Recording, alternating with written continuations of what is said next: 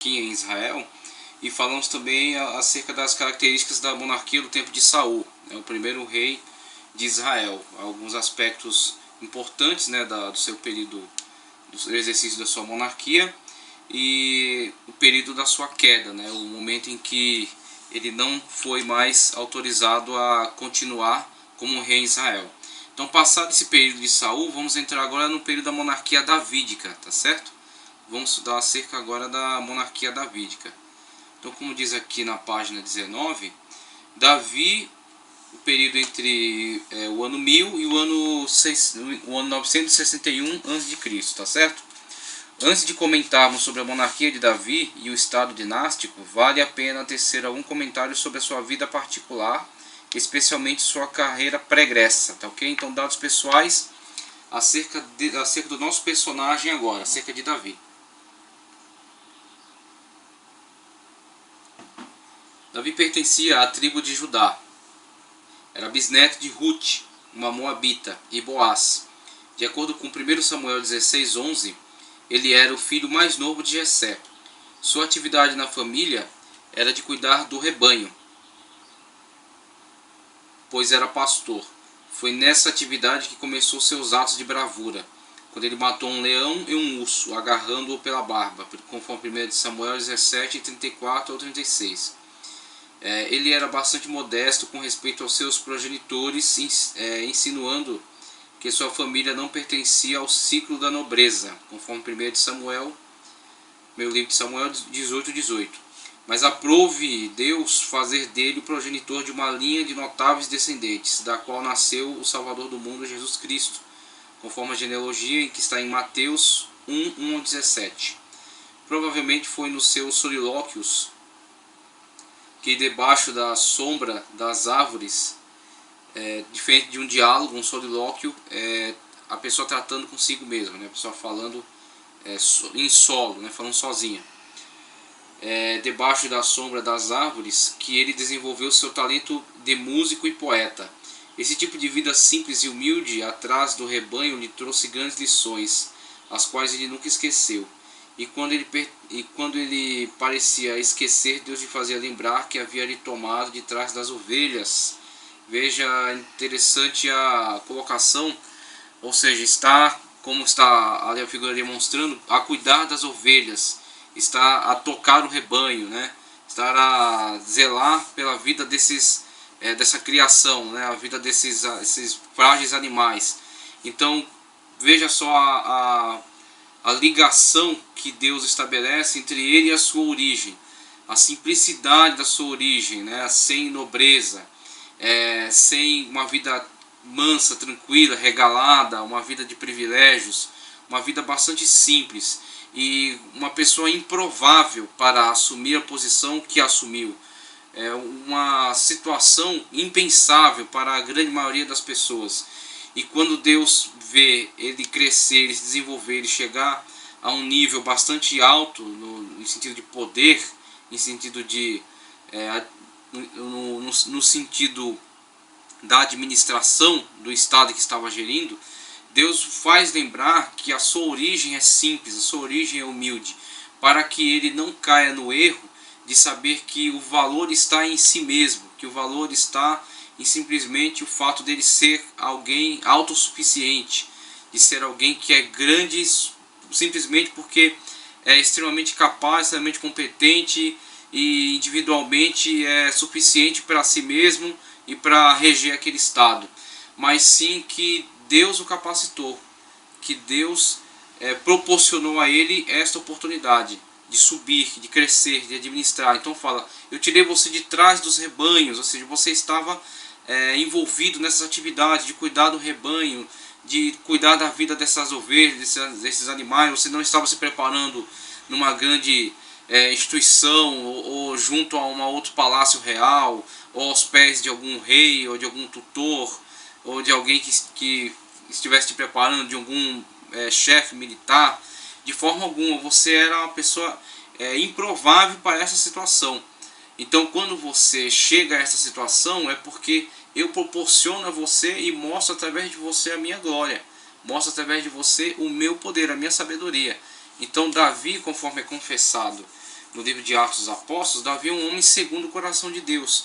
Mesmo com todos os seus defeitos, com todas as suas falhas, com todos os seus erros, porque é humano, não é perfeito, ele não é Cristo, ele não é o Senhor Jesus Cristo, aquele que é perfeito de fato, aquele que é Deus, que é Senhor.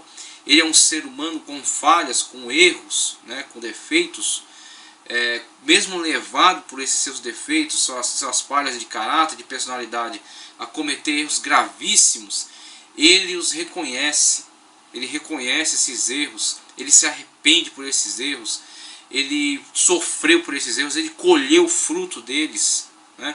Ele teve que carregar um fardo pesado decorrente dessas más atitudes, dessas más decisões que tomou, mas ele sempre voltava-se para Deus, ele sempre humilhava-se perante Deus, diferentemente de muitos que entendem que bastam a si mesmos, que são suficientes para si mesmos, não precisam de Deus, não precisam se arrepender, não precisam pedir perdão, não precisam voltar atrás, que tomam suas decisões, afetam a si e a outras pessoas e acham que não precisam pedir perdão, não precisam voltar atrás e se arrepender de nada, como muitas pessoas que hoje confessam: não me arrependo de nada.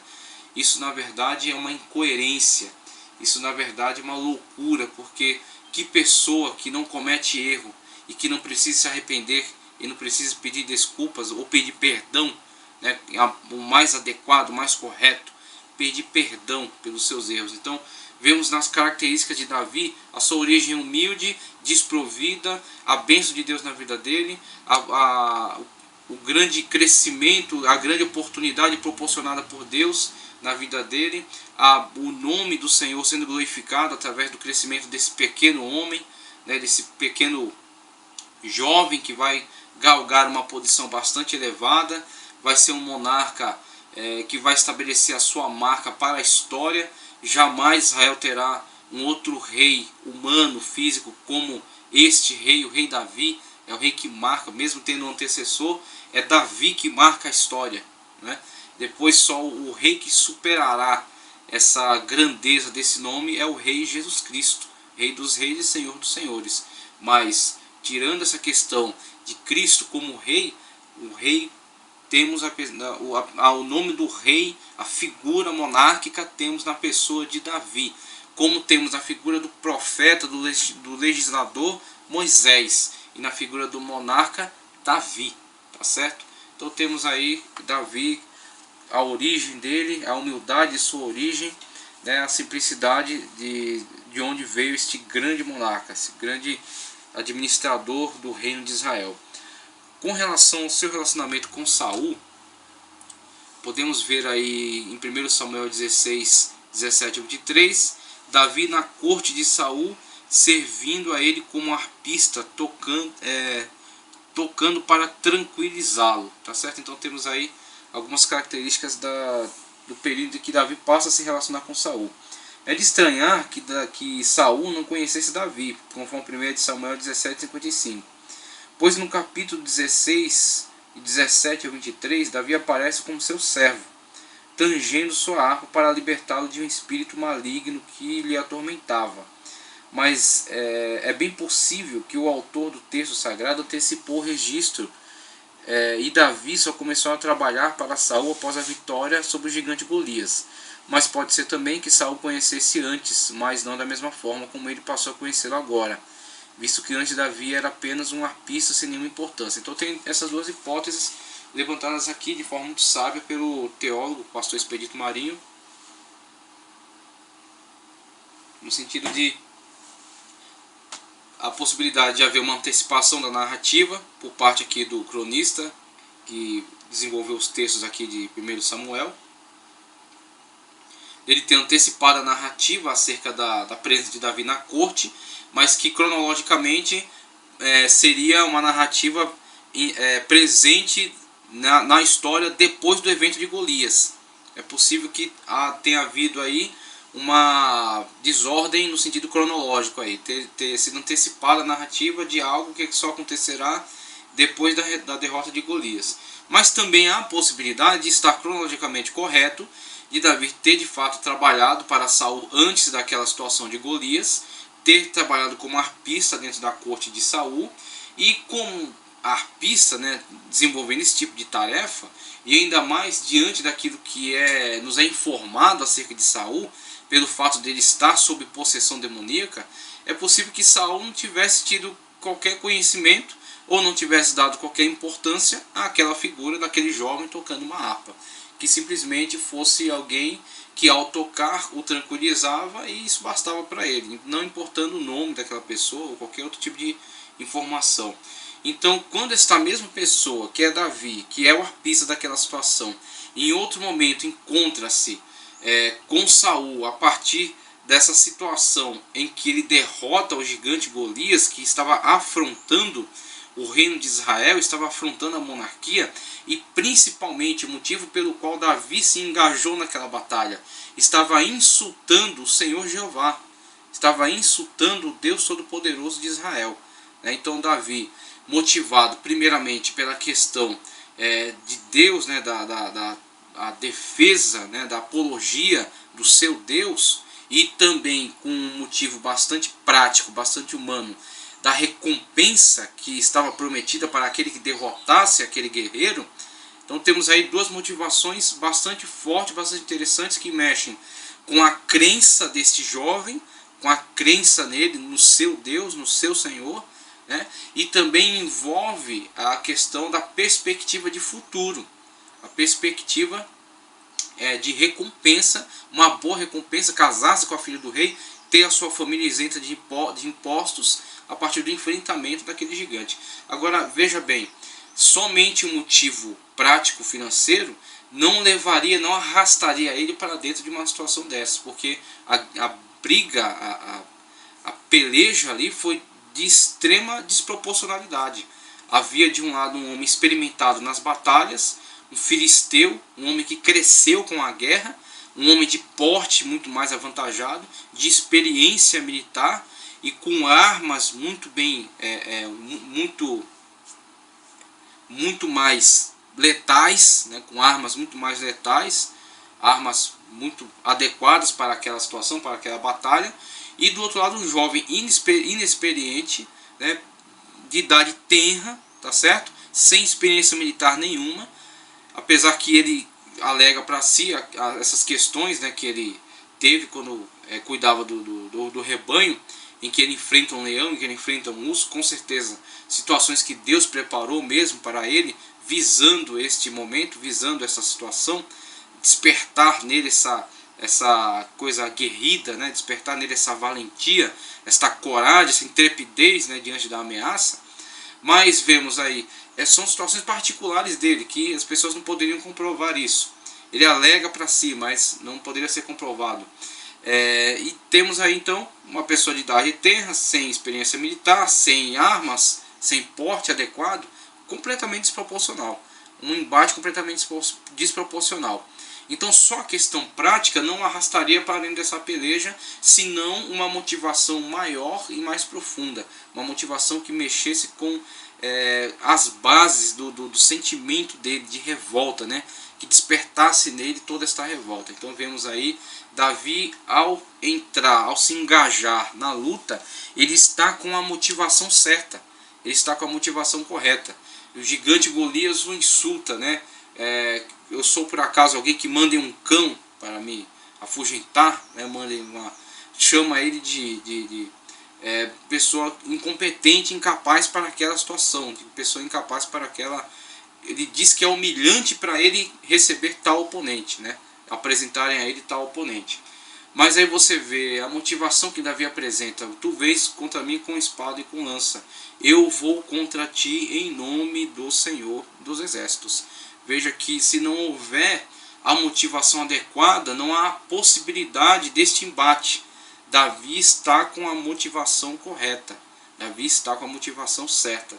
Mesmo com as questões práticas dos benefícios, das vantagens, isso não sustentaria, não inflamaria nele esse desejo da vitória, senão uma questão que envolvesse algo muito mais profundo, algo muito mais íntimo, algo do seu âmago, né? No sentido de este homem está desafiando a sua fé, está desafiando o seu Deus, está desafiando a sua crença.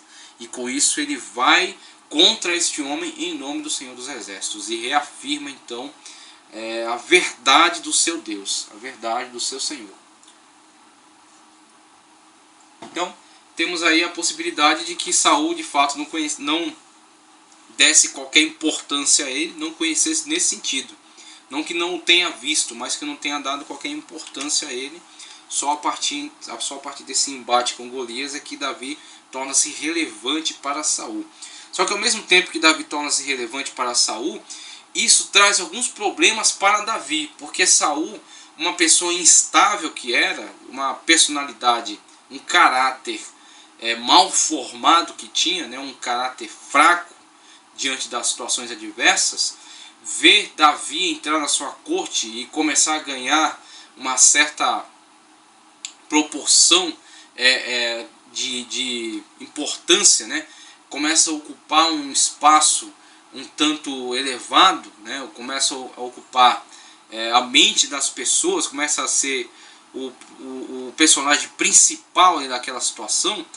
Saul, diante disso, vê-se inseguro, vê-se bastante inseguro, vê-se com risco de perder o seu lugar, com risco de perder a sua autoridade, o seu poder, né?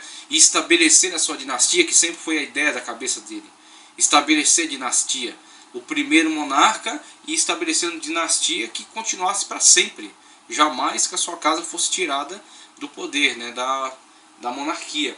E quando ele vê esse jovem entrar na sua vida e começar a crescer dentro da sua corte, debaixo da sua barba, isso afeta o seu caráter, que é frágil.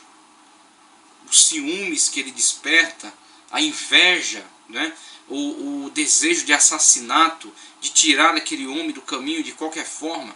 E então quando Saul começa a atacar Davi, de tal forma que em algum momento ele joga um dardo contra Davi, que esquiva-se com agilidade e foge de Saul. Então começamos a ver aí, a partir desse envolvimento, problemas que Saul passa a ter dentro da corte, Davi passa a ter dentro da corte de Saul, tá certo? Então temos aqui, por exemplo, no ponto 3, o duelo de Davi com o gigante Golias, e o segundo parágrafo diz: após a vitória de Davi sobre Golias, trazendo uma fragorosa vitória sobre os filisteus, em vez de estar feliz, Saul se mostrou aborrecido, pois a atenção do povo, especialmente das mulheres, voltou para Davi, conforme 1 Samuel 18:7.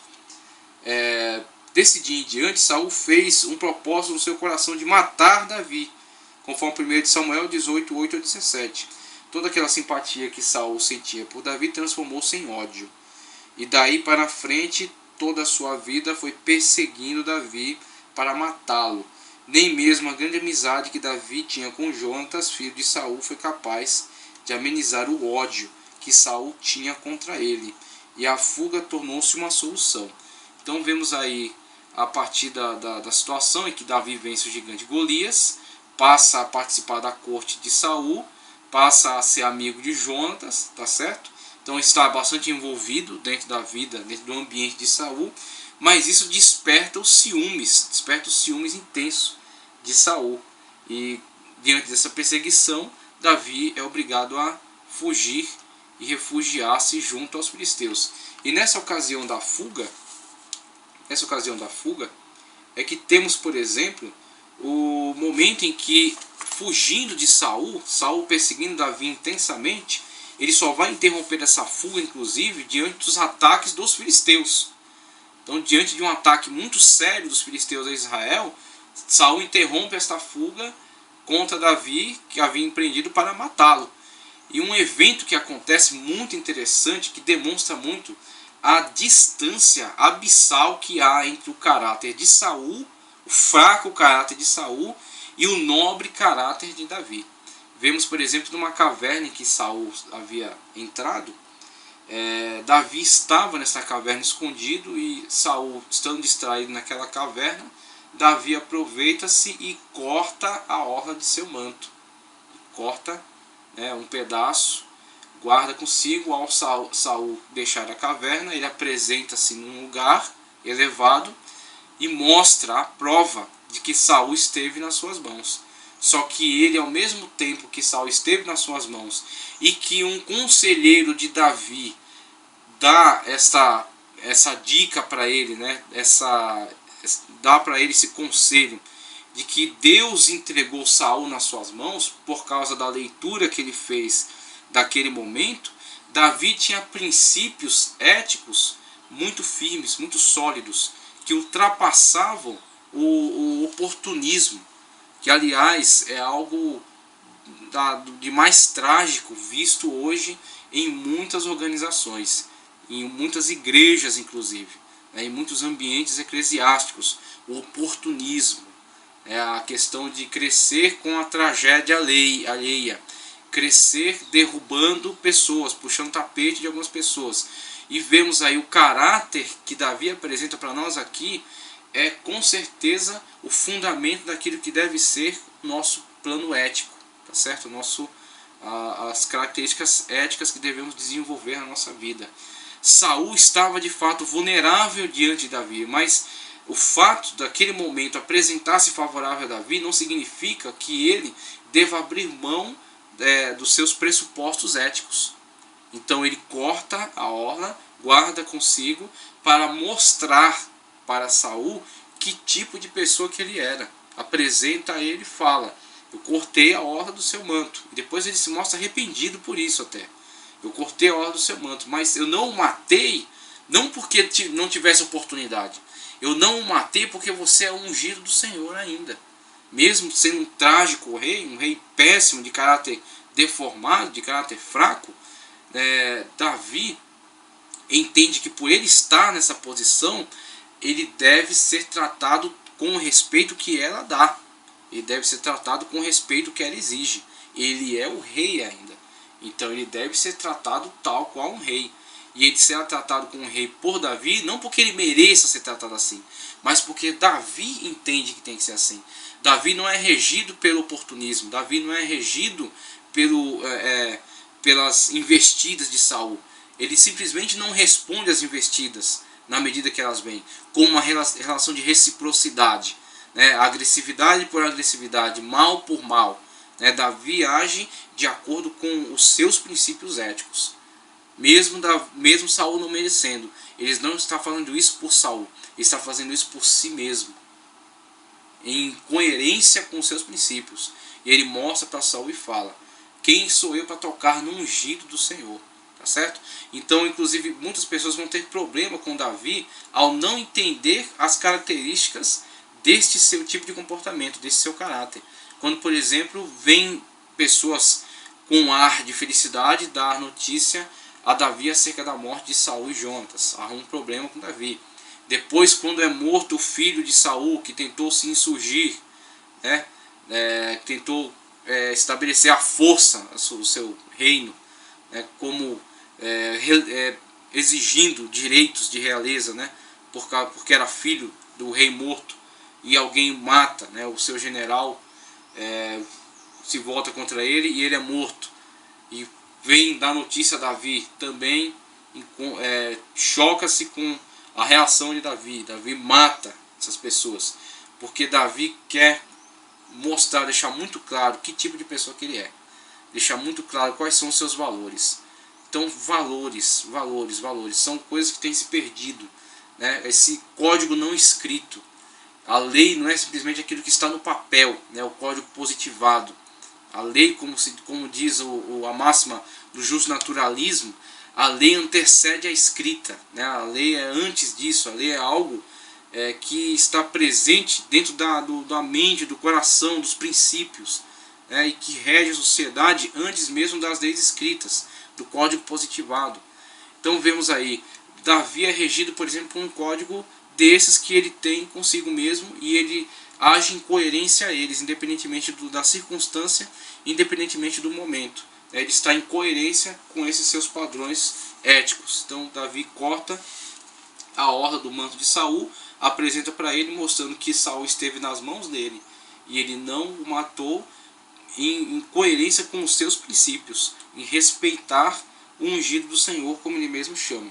Então Davi, nessa ocasião, ele torna-se o proscrito, ele tem que se refugiar com os filisteus, contra quem guerreava, né, há bastante tempo, mas ele usa de estratégia para refugiar-se junto a eles. Ele se faz de louco, tá certo? E ele torna-se um vassalo dos filisteus, tá certo? Os filisteus, sabendo da capacidade militar dele, os filisteus engajam Davi dentro do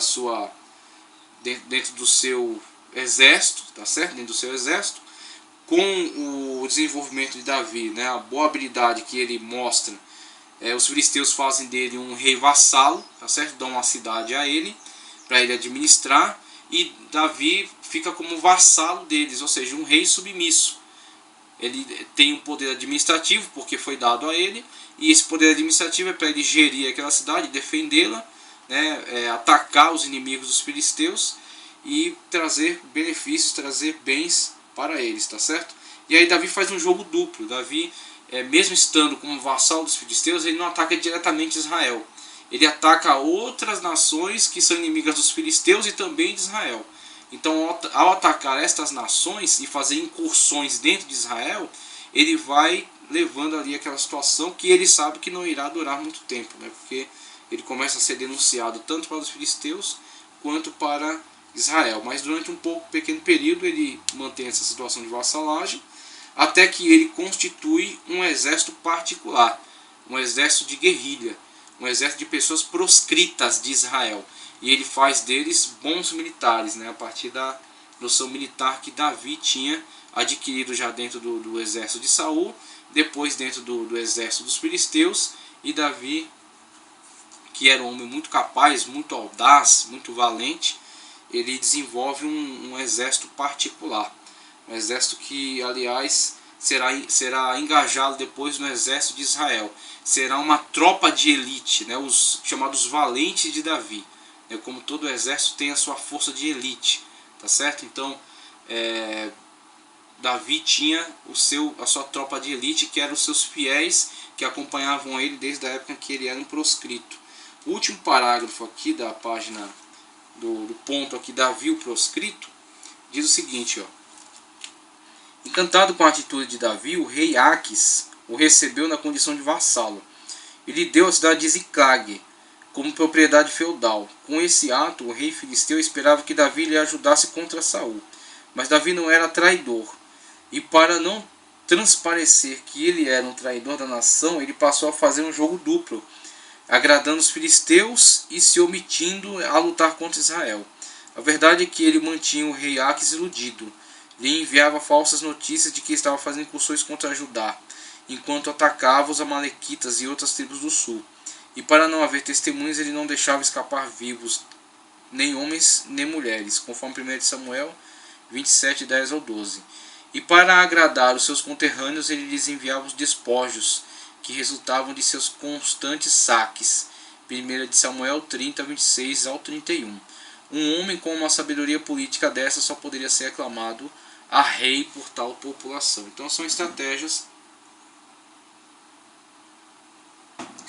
que Davi teve que lançar a mão para sua sobrevivência e para resistir ao jogo político daquela situação, né? Davi torna-se primeiro um rei vassalo e depois torna-se chefe de um exército particular, treinado por ele mesmo, de pessoas proscritas de Israel, endividados, amargurados com a vida, pessoas decepcionadas, pessoas fracassadas, que vão até Davi para se agregarem a ele.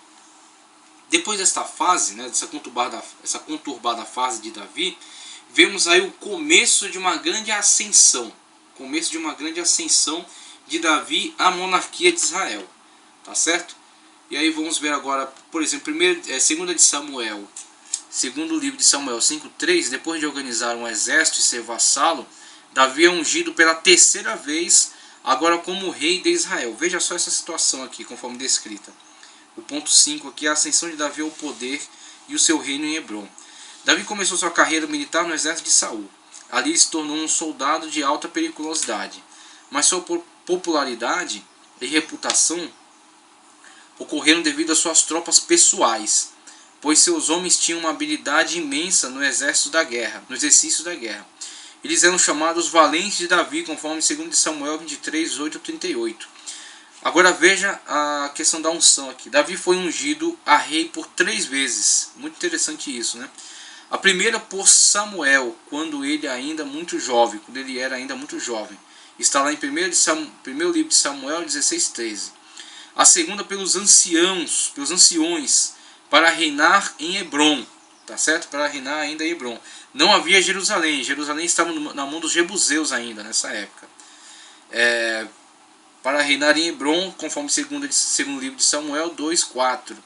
E a terceira como rei de todo Israel unificado. Agora a segunda de Samuel 5:3. Conforme já vimos, Davi foi aclamado rei por consenso popular e foi ungido no antigo santuário de Hebrom. Isso se deu por causa de suas qualidades heróicas, pois ele foi escolhido por ser um herói militar que defendia o seu povo dos invasores vizinhos, como fazia Saul. Mas não podemos esquecer que por trás de todos os seus méritos estavam os desígnios de Deus. Então, vemos aí essa brilhante carreira de Davi, que inicia-se, como Deus mesmo faz lembrar, né? Deus mesmo exige que ele se recorde disso para que não se perca ao longo do caminho. A carreira desse homem brilhante começa cuidando de ovelhas, começa cuidando de rebanho. E dessa vida simples, né, de arpista, cuidador de rebanho, Deus alça ele a alcançar níveis que jamais seriam sonhados por ele ou por qualquer pessoa, mesmo os mais próximos dele. Os da família dele são os que mais o desprezavam, não desprezo no sentido geral, no sentido parental, né, no sentido afetivo, mas sim no sentido de não acreditar que era possível a este homem galgar tais posições em virtude da simplicidade de sua vida, da falta de preparo, da falta de oportunidades.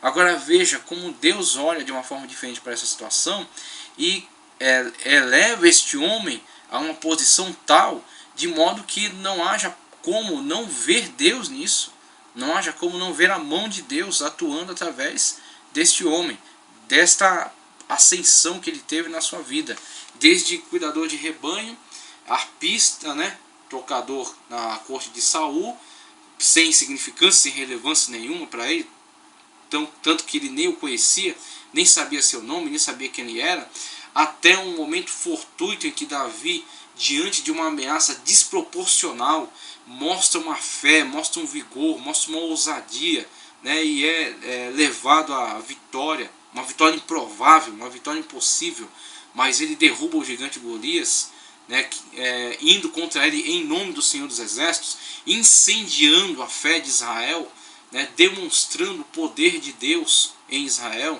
exatamente tipificando a situação de Israel em relação ao mundo, porque Israel é uma pequena nação, Israel é um pequeno reino, e ele coloca ali, ele é a tipologia da existência de Israel. Israel pequeno diante de um filisteu gigante, né? Israel pequeno diante de nações poderosas, e pode sobreviver, pode ser ousado, pode ser vitorioso, se for em nome do Senhor dos Exércitos. Então vemos aí a importância que Davi tem para Israel e a importância que Davi tem para Deus, tá certo? Para a glória do nome de Deus. Então Davi tem que ter sempre isso na sua memória. E na grande trajetória de Davi, vemos aí o processo pelo qual passou até chegar a essa situação. A unção, quando ele era jovem ainda, tá certo? Quando Deus levanta Samuel, na substituição da realeza, tá certo? Saul rejeitado por Deus, e a unção está sobre Davi. Então Davi não é rei de fato, mas Davi já é rei de direito, tá certo? O rei de fato ainda é Saul, ainda ocupa a realeza, a monarquia, mas o rei de direito já é Davi. Davi já está ungido, Saul já está desprezado, Davi já está ungido, mas Davi não usurpa o reinado. Davi não se aproveita da situação. Ele permanece respeitando ainda aquele rei que rejeitado por Deus, mas que ainda era rei de fato, ainda estava ocupando o trono, tá certo? E aí Davi é ungido como rei na sua juventude. Davi novamente é ungido por rei agora depois dessa grande trajetória, tá certo? Depois dessa grande trajetória, ele é ungido rei em Hebrom para reinar sobre Judá. Lembre-se que a monarquia, mesmo estabelecida nessa época, passado o período do juízo, conturbado o período do juízo, de intensa fragmentação, é estabelecida a monarquia por pedido do povo, e Saul é colocado como monarca, como rei. Saul em algum momento consegue unificar Israel, as tribos de Israel, mas a decadência da administração de Saul levou à fragmentação novamente. Era uma unificação muito sutil, muito frágil, muito tênue. Então não havia uma consciência nacional ainda. O que haviam era cada tribo cuidando da sua vida. Então haviam coligações de tribo. E você vê muito claro aí já que existe sim uma diferença muito clara, mesmo nesta época histórica, né, há tanto tempo atrás na história, já existe uma diferença entre as tribos do norte e a tribo do sul. Davi é ungido para reinar sobre Judá, em Hebrom. Tá certo? As tribos do norte não estavam necessariamente vinculadas à monarquia davídica. Então temos aí em Hebrom a segunda unção. Davi é ungido para reinar em Hebrom. Passada essa situação, vão haver confrontos com os filisteus. E diante desses confrontos com os filisteus e a vitória de Davi sobre eles, né, e a tentativa de usurpação do poder por parte do filho que resta de Saul, e a morte desse filho, né, diante da não aceitação do povo, aí vem a terceira unção. E a terceira unção é feita sobre Davi para reinar agora sobre todo o Israel, sobre todas as tribos de Israel. Quando Davi então conquista Jerusalém e estabelece a capital do Reino Unido, a monarquia total sobre Israel em Jerusalém, tá certo? Então vemos aí, por exemplo, na página 21, tratando acerca da fusão, a fusão aqui em 2 Samuel 5, 6 ao 9. Davi, depois de ungido como rei sobre todo Israel em Hebrom, transfere sua corte para Jerusalém, capital de Israel até hoje, tá certo? E aí já é o palco da terceira unção de Davi, agora para reinar sobre todo Israel. Na página 21 temos aí fusão do reino de Israel com o reino de Judá, o Reino Unido agora. Conforme já vimos, o profeta Samuel já há muito tempo havia ungido Davi a rei em todo Israel, em lugar de Saul, visto que Saul foi rejeitado por Deus. Vimos também que essa atitude não foi de Samuel, mas de Deus. 1 Samuel 16:13. E após ter passado por todas as circunstâncias que já falamos de forma resumida, finalmente chegou a hora de cumprir cabalmente o desígnio de Deus. Davi, rei de todo Israel. Antes disso, vamos dar uma olhada aqui nesse mapa, que ilustra as situações que Davi passa antes desse momento de glória, antes desse momento de grande vitória. Tá certo? Então eu achei interessante esse mapa, porque ele mostra os trechos, né, as situações em que Davi tem que fugir e que Davi tem que refugiar-se. Esse mapa é referente ao primeiro livro de Samuel 19, 18 ao 27, tá certo? E juntou-se a ele todo homem que se achava em aperto, e todo homem endividado, e todo homem de espírito desgostoso, e ele se fez chefe deles, e eram com ele uns 400 homens. 1 Samuel 22, 2. Vemos aí a formação do exército particular de Davi, que será o exército de elite no seu reinado, porque perceba uma coisa, o monarca é estabelecido rei, mas como ele garante a sua permanência na monarquia? Ele é um homem, ele pode ser morto a qualquer momento. Quantas pessoas estão disputando com ele o poder? Quantas pessoas estão cobiçando o lugar que ele ocupa? E facilmente podem tramar a sua morte. Ele está entregue na mão de pessoas. Ele mora em algum lugar, ele dorme em algum lugar, em algum momento ele está desprotegido. A comida que é servida a ele, quem inspeciona isso? A sua família, os seus filhos, as suas mulheres. Então ele é vulnerável. Se o povo se volta contra ele, ele é rapidamente removido. Roma passou por um período histórico em que a troca de monarcas é intensa, exatamente por causa das tramas, por causa das conspirações. Então veja a carreira, e veja a situação, e veja aquilo que se desenvolveu em torno de Davi. Por exemplo, este exército de elite vai ser o exército, a blindagem em torno de Davi, quando Davi sobe ao poder. E pessoas disputam com Davi esta posição. Por exemplo, o remanescente da casa de Saul. Então, esse exército que esteve com Davi no momento difícil, de miséria, vai ser o exército blindagem em torno do monarca Davi quando reinar sobre todo Israel. Então vemos aqui, por exemplo, Davi, tá, as situações em que ele foge, tá, de Saul. Vemos aqui, por exemplo, ó, Davi corta a orla do manto de Saul, interessante, ó, perto de En-Gedi, tá certo? Aquela ocasião em que ele estava na caverna e cortou a orla do manto de Saul. Aí temos depois as fugas de Davi, ó. Davi e os ifeus perseguem, Saul e os ifeus perseguem Davi, quando Davi está sendo perseguido aqui, ó. Quando Davi está sendo perseguido por Saul e pelos ifeus, né? Um exército mercenário contratado por Saul. Aquela situação de Nabal Carmelita, aqui, ó, nessa região, quando Davi tinha um exército particular e ele oferecia proteção para os pequenos proprietários dessas regiões. E Nabal despreza a proteção oferecida por Davi, só que Davi, diante daquela situação e no momento em que se encontrava, não poderia tolerar esse tipo de atitude. Quando a mulher de Nabal é que intervém na situação e fornece a Davi os alimentos que necessitava, e Davi fornece a eles a segurança, tá, que ele prestava. Davi pega a lança e a bilha de água à cabeceira de Saul. Então, diversos momentos em que Davi mostra que Saul estava na sua mão e que ele só não mata Saul pelo respeito que ele tem pela sua própria ética pessoal. Os descendentes se reúnem ao redor de Davi. Aqui temos aqui em Adulão, a situação aqui de Adulão, tá certo? Temos aqui, por exemplo, Davi livra Keila da mão dos filisteus. Essa cidade aqui, essa pequena aldeia, vamos dizer assim, que foi protegida por Davi. Aqui o período em que Davi esteve entre os filisteus. Veja, Davi vai para Aques, rei de Gate. Momento em que Davi tem que se refugiar diante das perseguições de Saul. Davi tem que se refugiar com os filisteus, tá? Davi vai para Aques. Davi recebe Ziclag. Então aqui estava Ziclag, a cidade que foi dada a Davi para que ele administrasse e estivesse aliado aos filisteus, tá certo? Aimeleque dá a Davi a esposa de Golias, o filisteu, tá certo? Essa situação que está relacionada aqui a esta localidade, tá certo?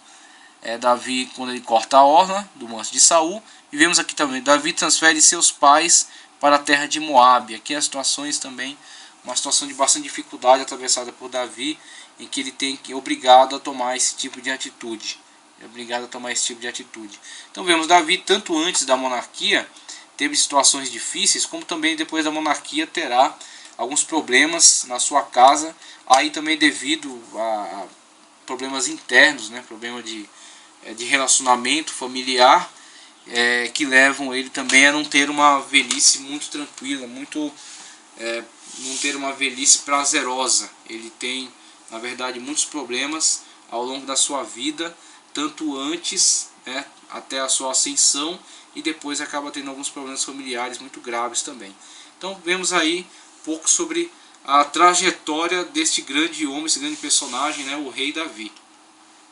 E aí vemos agora acerca das características da sua monarquia. Vemos aí, por exemplo, a fusão entre o reino do norte e o reino do sul. Conforme já vimos, o profeta Samuel já há muito tempo havia ungido Davi a rei em todo Israel, em lugar de Saul, visto que Saul foi rejeitado por Deus. Vimos também que essa atitude não foi de Samuel, mas de Deus. 1 Samuel 16:13. E após ter passado por todas as circunstâncias que já falamos de forma resumida, finalmente chegou a hora de cumprir cabalmente o desígnio de Deus.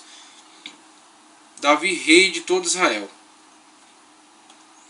Veja, com a morte de Abner, capitão do exército de Isbosete, que é o remanescente, aí, o filho de Saul, o reino de Israel ficou bastante vulnerável, segundo o livro de Samuel 4:1.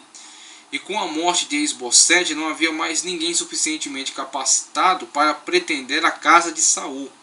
Sendo assim, o povo acorreu a Davi em Hebrom, e lá, numa aliança solene, ele foi ungido rei sobre todo Israel, sobre as tribos de Israel, que não estavam ainda completamente unificadas, numa consciência nacional plena, mas que se entendiam individuais, se entendiam ligadas a confederações diferentes. A confederação da tribo do sul, com Judá, Benjamim, Simeão dentro de Judá e as tribos do norte, tá certo?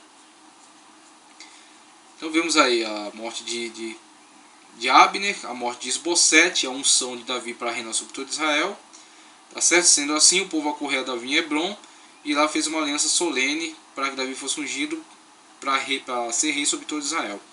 Esses acontecimentos ilustram a tenacidade da tradição carismática. O que decidiu a favor de Davi foi o fato de que o povo via nele um homem em cujo espírito Deus fazia presente. Isbosete, filho de Saul, arruinou-se precisamente porque, não sendo reconhecido o princípio da sucessão dinástica, ele não deu mostras de possuir dons carismáticos. Então veja o carisma, né? A graça, o caris. Esse carismata, ou seja, essa capacidade de graça, como por exemplo a Bíblia vai falar no Novo Testamento, Paulo orando e pede oração também da igreja, para que caia na graça do povo. Perceba aí, para que o povo veja nele unção, o povo veja nele graça, o povo veja nele algo atrativo, né? algo que os prenda, né? Algo que os faça acreditar, né? Algo magnético, né? Que atraia aquela pessoa. Então vemos que havia graça, havia carisma em Davi. Havia algo que o povo observava, que o povo constatava nele, que os faziam, que os levavam a acreditar em Davi, que os levavam a aceitar Davi, que os levavam a entregar a direção do reino a Davi. O que não foi encontrado em Isbosete. Não foi observado isso, não foi notado, percebido. O povo não aceitou, o povo não se prestou a ser súditos de Isbosete. Não entendeu que Isbosete tinha aquele direito. Não entendia, por exemplo, a dinastia, a sucessão dinástica. Não era algo muito claro para eles, principalmente porque eles não tinham nenhuma noção de reino unificado ainda, de povo unificado. Eles estavam ainda na mentalidade dos juízes, das pessoas carismáticas levantadas periodicamente para a resolução de uma situação e governo periódico, para então, após a morte dele, levantar-se outro líder carismático. Então vemos aí que isso entrou em choque com a tentativa de sucessão dinástica implementada por Isbosete. Ele tentou implementar isso à força, na marra. Não foi aceito, não foi respeitado, não foi atendido. Abner o abandonou, foi morto, ele também foi morto. Israel fica sem direção, não encontra um outro líder capaz, uma pessoa competente, uma pessoa com timbre para isso. Quando então eles recorrem novamente a esta análise do ponto de vista do líder carismático e encontram esta pessoa em Davi, um homem militarmente competente, um homem com uma ascensão, né? Um homem com poder, com influência, tá certo? Um homem com capacidade para isso. E Davi então reúne, a partir dessas características do líder carismático, ele reúne todo Israel debaixo da sua égide. E ele então vai conseguir estabelecer dinastia. Diferentemente de Saul, ele vai conseguir estabelecer dinastia. Mas Israel também será outro Israel. Israel terá sofrido já algumas modificações na época em que Davi consegue estabelecer dinastia, mas não com facilidade. Para Salomão confirmar a sua realeza, ele terá que tomar decisões muito difíceis mesmo. Ele terá que vencer alguns desafios. Não é à toa que Davi, as últimas palavras que ele dá para Salomão é ser homem, que era necessário que Salomão de fato fosse varonil, fosse homem, tivesse coragem, tivesse tenacidade para enfrentar as situações que ele iria enfrentar. Então esses acontecimentos ilustram a tenacidade da tradição carismática. O que decidiu a favor de Davi foi o fato de que o povo via nele o homem cujo espírito Deus fazia presente. Isbosete, filho de Saul, arruinou-se precisamente porque, não sendo reconhecido o princípio da sucessão dinástica, ele não deu. Ok, então após essas situações em que Davi consegue unificar, né, tanto o reino do... Ele é ungido para reinar sobre o reino do sul, em Hebrom, e o reino do norte atende aí a sua necessidade, vinculando-se a Davi, entregando a ele o reino, né, a administração também sobre a área do reino do norte. Vemos uma unificação em torno de uma pessoa carismática, e Davi, por sua competência, pela a forma como administra este reino, né, este reino unificado, mesmo unificado de uma forma um tanto frágil, um tanto artificial, porque o que você vê de muito claro nessas situações descritas é que há uma distinção muito evidente entre o reino do norte e o reino do sul, Judá e as tribos de Israel. Eles se entendem reinos diferentes. Davi é ungido para reinar sobre Judá, e o reino do norte entrega a administração a Davi por não haver um outro personagem tão competente quanto ele na situação. Então entende que Davi é a melhor opção a se fazer, mas não se entendem completamente unificados. Davi assume então a administração sobre esses reinos e conseguirá estabelecer a sua dinastia pela promessa de Deus sobre a vida dele, né? A promessa de Deus, a vontade de Deus em que isso aconteça, que isso se dê dessa forma, mas também pela sabedoria dele e de seu filho, que administra muito bem o reino, expandem as fronteiras, como vemos nesse mapa aqui, o período em que Saul era rei, a influência que conseguiu estabelecer, as guerras intensas travadas com os filisteus e outros povos que agrediam Israel nessa situação, e a fraqueza da sua administração que levou ao desmantelamento de Israel nessa época, né, com a humilhação de Israel diante desses povos. Quando Davi sucede na administração, a grande competência que ele tem, né, e o temor que ele tem de Deus, a bênção de Deus sobre a sua vida, levam ele a expandir as fronteiras, controlar os filisteus, fazer frente aos filisteus, aos fenícios e expandir o reino de Israel, expandir o poder e o poder de defesa, de administração, né, de Israel sobre essas terras.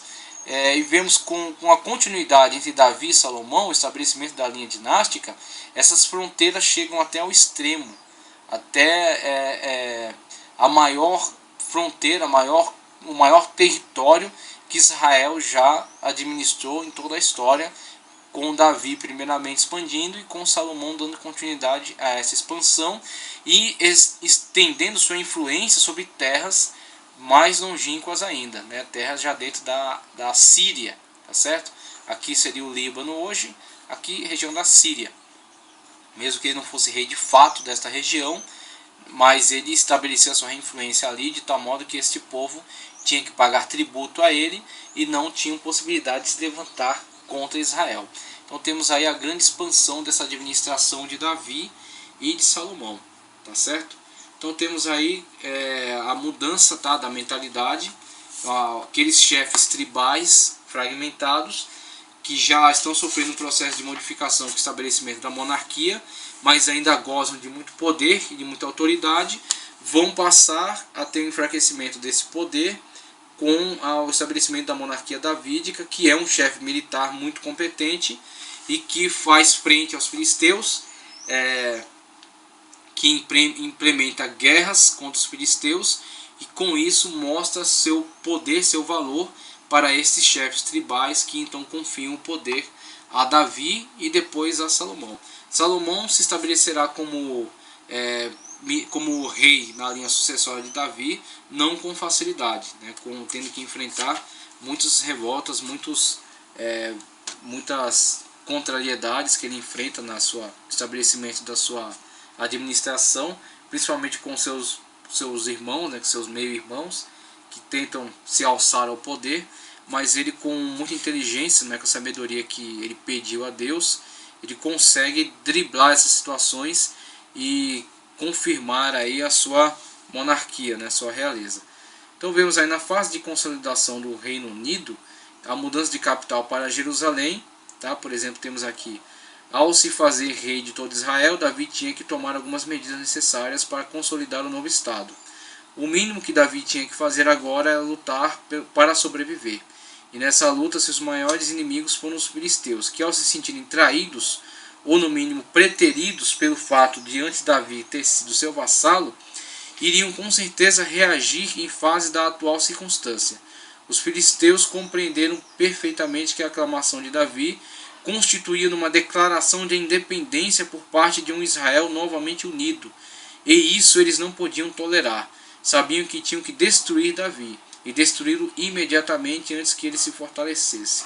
Então vemos aí grande revolta que os filisteus demonstram é, na verdade, um entendimento de que eles estão, a partir de então, com a união dos reinos de Israel, das tribos de Israel, estão em grande ameaça, ao que Davi reage com muita força, com muita competência, com muita habilidade, né, e principalmente diante dessa favorável situação de ter todo Israel empenhado agora na batalha, tá certo? Davi, diante dessa situação, ele subjuga então os filisteus, mostrando para todo Israel a competência do seu reinado.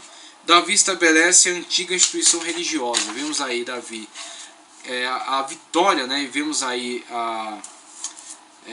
o sucesso. Vemos aí o sucesso da monarquia davídica com a competência militar e também com o respeito às instituições.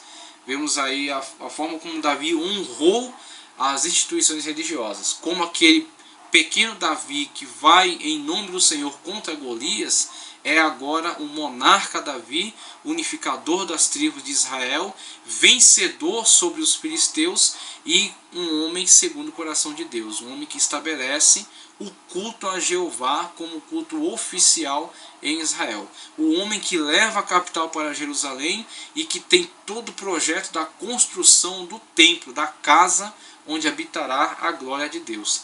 Não é permitido a ele construir, porque dentre as coisas mais extraordinárias que observamos na palavra de Deus, a verdade da palavra de Deus. E como esta verdade é dura, né? Como esta verdade é terrível, como esta verdade é pesada.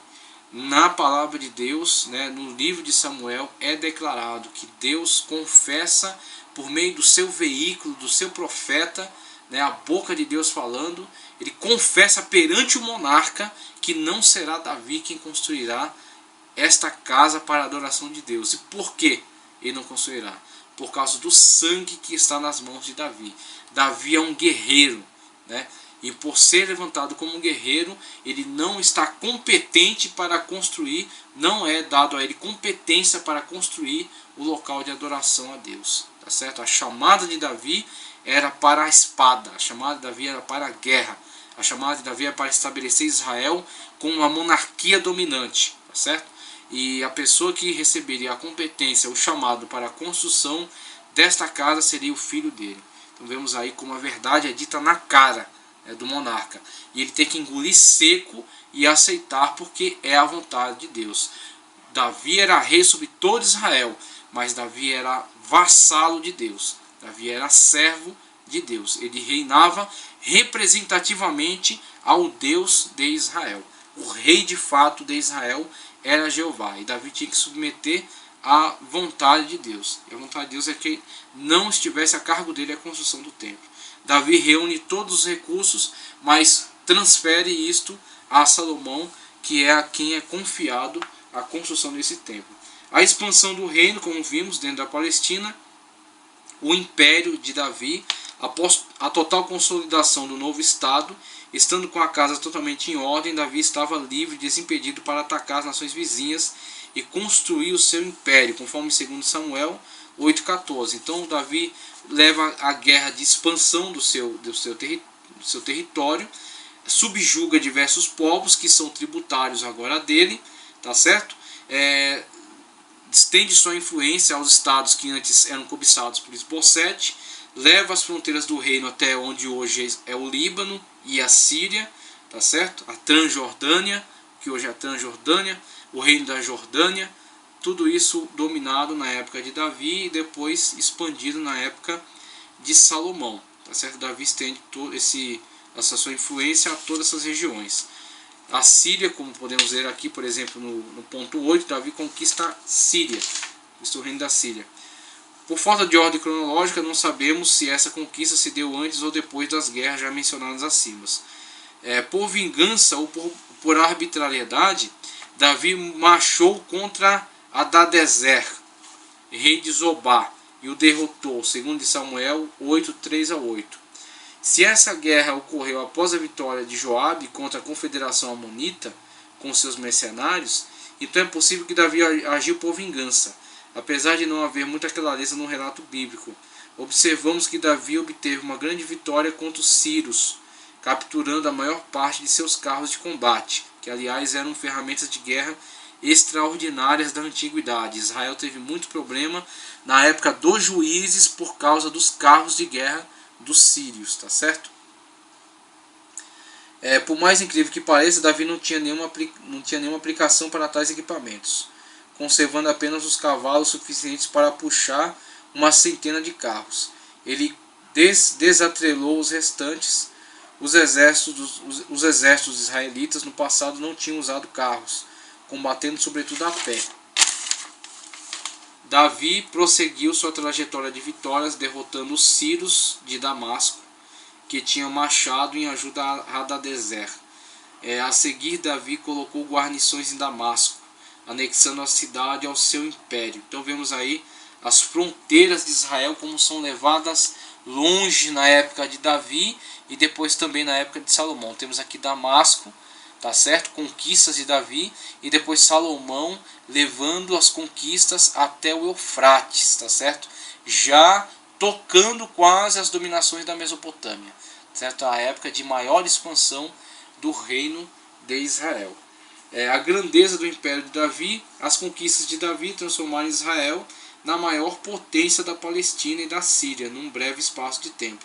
Sem dúvida nenhuma, Davi colocou Israel em pé de igualdade com todas as nações poderosas de seu tempo.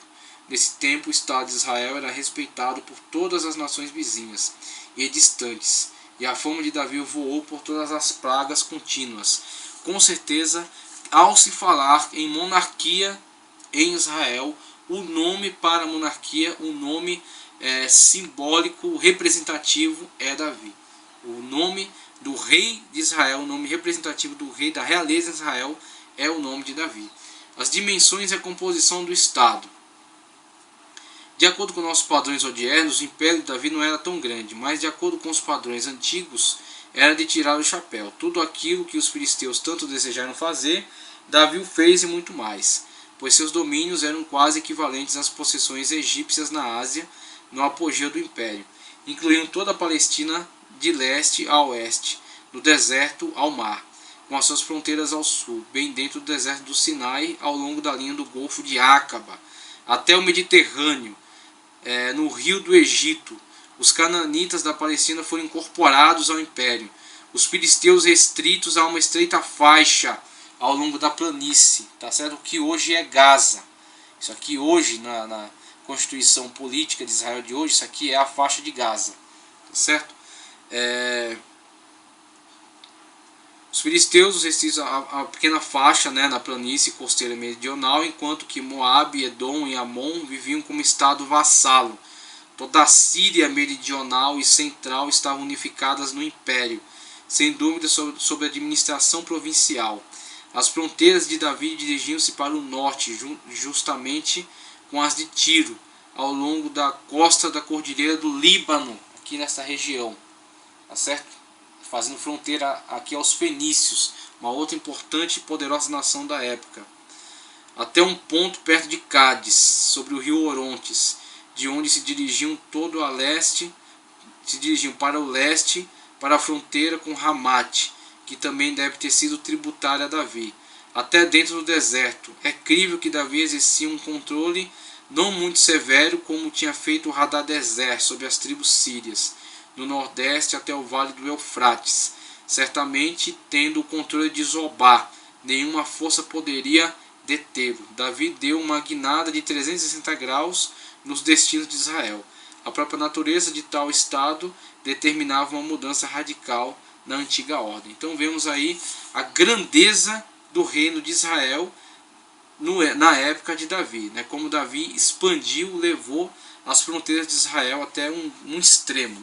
Davi e Salomão vai alcançar o máximo de extensão territorial de Israel em toda a história. Tá certo? Israel só terá uma extensão territorial tal na época do milênio para as fronteiras que são determinadas conforme aquilo que Deus havia prometido a Abraão. A máquina administrativa de Davi. Com respeito à máquina administrativa de Davi, a Bíblia resume informando apenas duas listas de seus oficiais de gabinete. Segundo Samuel 8, 16 a 18, 20, 23 a 26. Tendo em vista que não há nenhuma informação de um primeiro-ministro, é possível que o próprio Davi estivesse pessoalmente à frente de seu governo. Então vemos aí uma simplicidade administrativa. Tá certo? Davi não é um monarca sofisticado, como Salomão será, e estabelecerá uma administração muito mais burocrática e muito mais pesada, né? Muito maior, em vista daquilo que ele pretende realizar. Inclusive Salomão terá capacidades intelectuais muito mais avançadas. Davi é um grande rei, mas Davi é principalmente um grande guerreiro, tá certo? É um grande guerreiro. É um homem de religião, né? Apesar de seus defeitos de caráter, é um homem de religião, que valoriza a religião, o culto a Deus, e é um homem guerreiro. E Salomão será um grande estadista, aquilo que podemos chamar de estadista, né? Um homem que entende a burocracia do Estado, um homem que estabelece uma máquina administrativa poderosa, né? Salomão será este homem, e trará tanto o crescimento das fronteiras quanto o crescimento econômico para Israel, e o início de uma atividade, uma atividade de fundição, por exemplo, né, com as minas de Salomão em Ezion-Geber, que a arqueologia até hoje desenterra alguns resquícios dela, né, uma atividade de fundição que será desenvolvida na época de Salomão. A corte de Davi, quanto à sua corte, embora modesta em comparação com a de Salomão, era contudo de um tamanho considerável. Havia várias mulheres e muitos filhos, conforme segundo de Samuel 3, 2 ao 5, 5, 13 ao 16. Embora se devesse esperar um harém considerável, com ciúmes e intrigas, além de tudo isso, um número crescente de vassalos e pensionistas comiam à mesa do rei, segundo de Samuel 9. Acerca disso, Israel foi avisado, né, por Deus através de Samuel, que a monarquia é pesada ao povo, né, que a monarquia é bastante pesada ao povo. Davi ganhou uma certa relevância, né, com a sua corte, mas a corte de Salomão será muito mais pesada do que a de Davi, tal forma que levará com a morte de Salomão ao pedido que o povo faz a Roboão do alívio desta pesada carga, né, e Roboão age de forma ignorante com relação a isso, bastante estupidez. Davi tinha também uma guarda de honra que o cercava, a terceira, segundo de Samuel 23, 24 a 39. Tratava-se de um corpo selecionado de próprias tropas do rei, que pode ter servido como uma espécie de conselho militar supremo. Apesar da corte de Davi não oferecer um quadro de luxúria sibarítica, estava longe de ser uma pequena coisa rústica que havia sido na corte de Saul. Saul não teve esse crescimento, não teve esta envergadura, né? Os valentes de Davi, que se tornam o núcleo de seu poder, aquele exército de blindade que estava em torno dele, pode ser comparado à guarda pretoriana dos romanos, que aliás em alguns momentos toma a frente do Senado, né? Derruba imperadores, né? Os mados, assassina e coloca outros chefes militares de sua confiança no poder, porque eram os homens ligados diretamente ao monarca, ao qual a vida dele estava entregue, né? Dependia deles. Questão de sucessão ao trono, vemos aí agora as linhas de sucessão estabelecidas após Davi. Davi consegue estabelecer a linha dinástica, diferentemente de Saul. Vemos aí Absalão, um dos filhos de Davi, que se levanta na página 28, tá certo? Então fala acerca das diversas esposas que Davi teve. Com essas esposas que teve, né, esposas advindas de alianças, políticas, tá? O monarca tem que estabelecer alianças políticas, e a melhor forma de estabelecer alianças políticas é através do casamento. Então Davi casa-se com algumas mulheres, mulheres que vêm desde a época de Saul, tá certo? Depois, na época que Davi era um foragido, quando ele casa-se, por exemplo, com a mulher de Labão, tá certo? E alianças que são estabelecidas depois com reinos que estão subjugados a Davi, e que monarcas que entregam sua filha para casar-se com ele, para tê-lo como parente e assim estabelecer alianças políticas fortes. Então dessas mulheres, este harém que Davi tem, que estabelece como aliança política com esses reinos, os filhos que nascem delas pretendem o trono, tá? Os filhos que nascem dessas mulheres pretendem o trono, pretendem a supremacia. E dentre essa família conturbada que se desenvolve em volta de Davi, e aí defeitos no sentido no sentido da administração da vida familiar, Davi tem defeitos gravíssimos, desenvolve-se uma família conturbada, uma família bastante conturbada, que trará muitos problemas e muitas dores de cabeça a Davi. Então tem, por exemplo, incesto cometido por Amon, tá certo? Cometido por Amon, tem relações sexuais com Tamar, estuprou a sua meia-irmã Tamar. Absalão, revoltado com isso, mata Amon e refugia-se. Davi entristece com isso, mas não tem uma solução. O chefe do militar de Davi, creio, acredita-se, vendo capacidade de liderança em Absalão, tenta contornar a situação, trazendo Absalão de volta para a corte, mas Absalão tem características que eram muito diferentes de Davi. Davi honrou Saul, mesmo Saul não sendo mais rei de direito. Era rei de fato, mas não era de direito. Mas Davi continuava, Davi tinha ética, o que Absalão não tinha. Absalão conspira contra Davi, de tal forma que Davi, dentre aquelas peregrinações que vimos no mapa anterior, Davi tem que se refugiar de Absalão. Absalão tem relações sexuais com as concubinas de Davi, para tentar mostrar que ele se estabeleceu como poder dominante. Por mais grotesca que seja essa imagem, é a situação do povo da época, é a situação da sociedade da época. E a Bíblia é extraordinária ao não esconder a verdade. A Bíblia não esconde a característica nobre, mas também não esconde as características perversas da situação da época, dos personagens que figuram nela.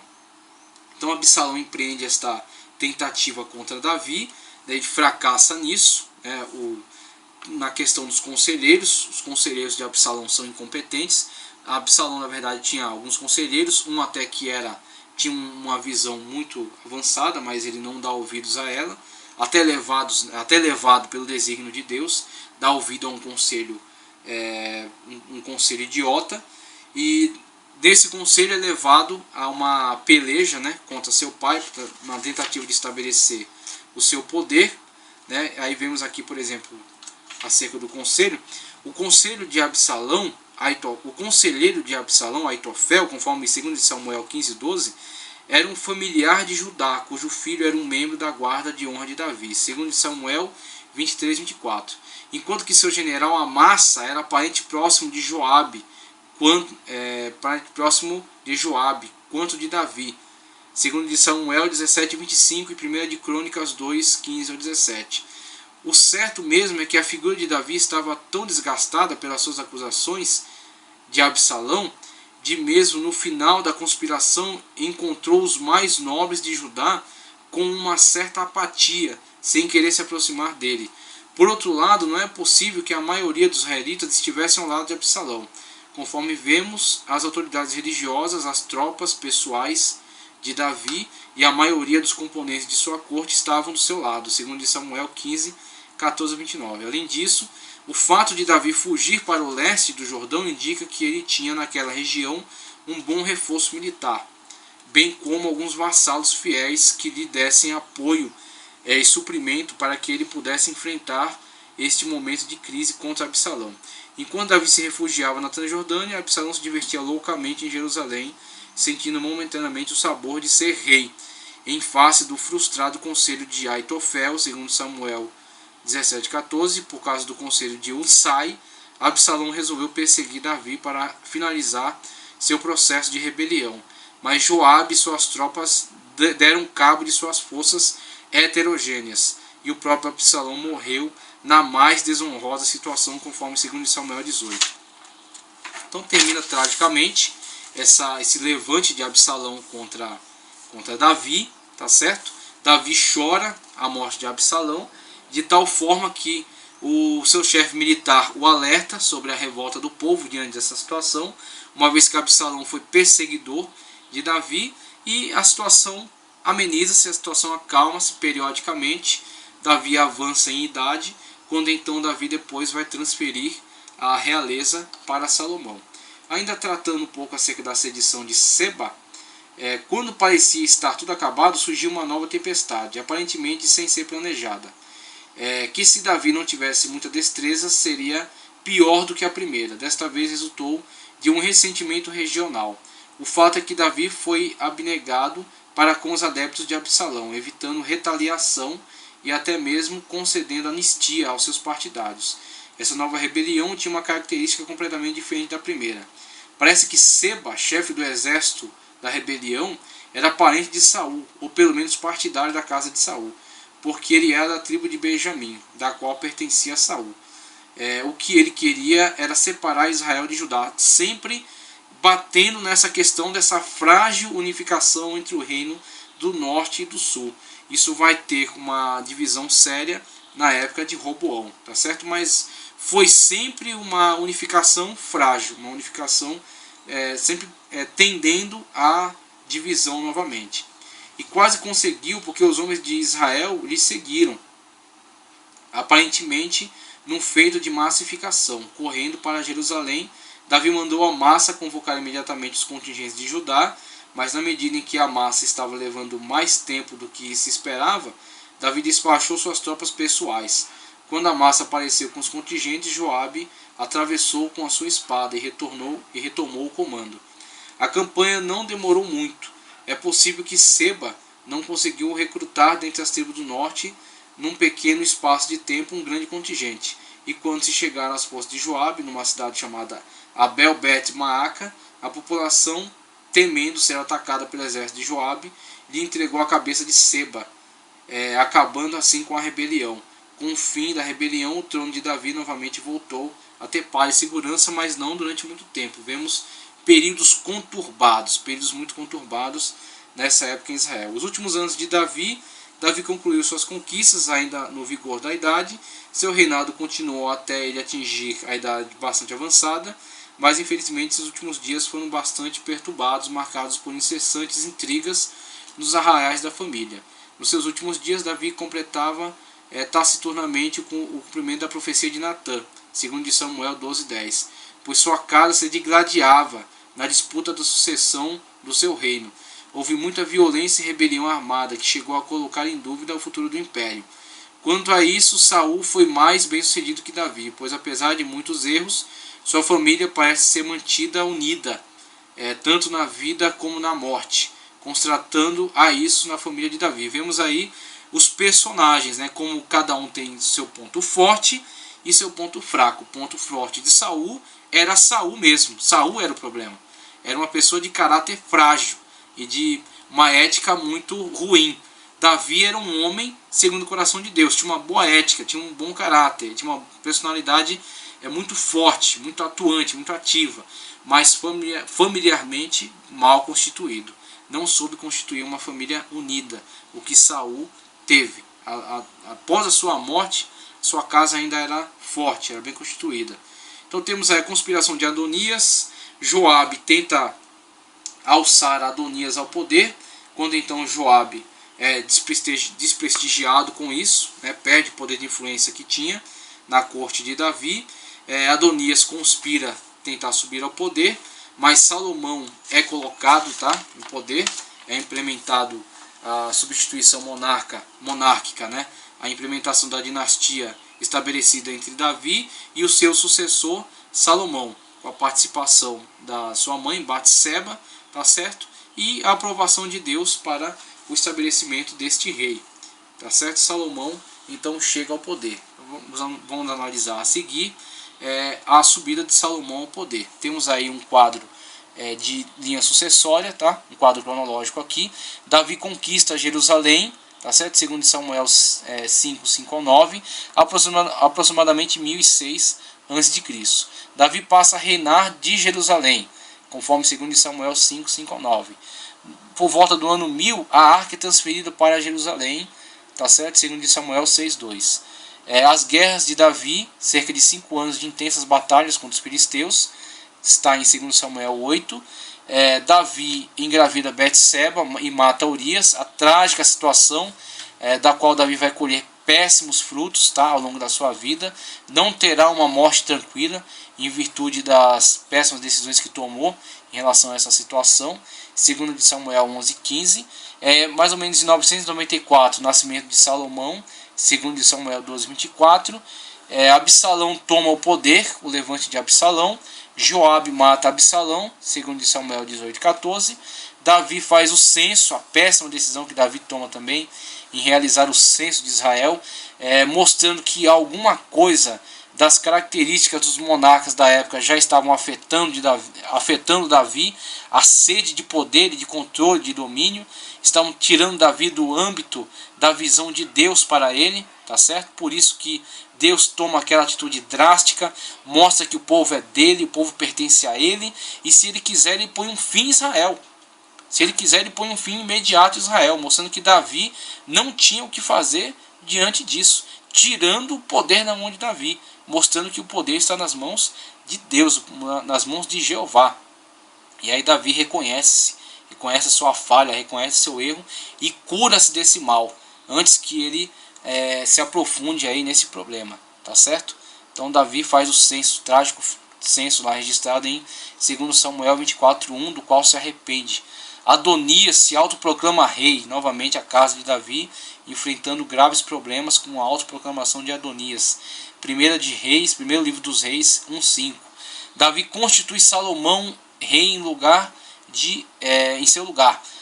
Davi constitui Salomão rei em seu lugar, 973 a.C., a linha dinástica estabelecida agora entre Davi e Salomão, aquilo que Salomão teve que implementar para se consolidar como rei, por exemplo, a morte de Adonias, tá ok? Então nós vamos ver isso quando estivermos analisando acerca de Salomão. Está lá em primeiro livro dos Reis, 1:32 a 40, e finalmente a morte de Davi, aproximadamente 973 a.C. Isso está registrado em 1 de Crônicas 29, 27 a 28. Com isso, encerramos a nossa análise acerca da monarquia davídica, dando continuidade depois quando vamos analisar acerca de Salomão. Tá ok?